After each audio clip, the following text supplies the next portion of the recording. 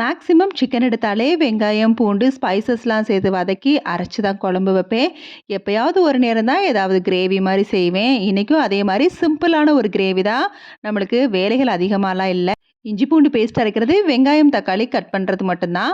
கடாயில நெய்யும், எண்ணெயும் ஊத்தி பட்டை, கிராம்பு, சோம்பு, அன்னாச்சிப்பூ, முந்திரி பருப்பு, ஏலக்காய், பிரியாணி இலை இத சேர்த்து நீல வாக்குல கட் பண்ண பெரிய வெங்காயம், ஒரே ஒரு பச்சை மிளகாய் மட்டும் சேர்த்து நல்லா வதங்க விட்டுட்டு, அதுக்கப்புறம் இஞ்சி பூண்டு பேஸ்ட்டும் பொடிசா சாப் பண்ண தக்காளியும் சேர்த்து நல்லா வதங்குனதுக்கப்புறம் சிக்கன ஆட் பண்ணி, ஒரு 2 நிமிஷம் நல்லா சிக்கன்லேருந்து தண்ணி இறங்குனதுக்கப்புறம், மிளகாய் தூள், மஞ்சள் தூள், மல்லித்தூள், சீரகத்தூள், தேவையான அளவு உப்பு போட்டு, மீடியம் ஃப்ளேம்ல ஒரு 10 நிமிஷம் நல்லா கொதிக்க விட்டு, சிக்கன் மசாலாவும், தயிரும் சேர்த்து கொதிக்க விட்டுக்கலாம்.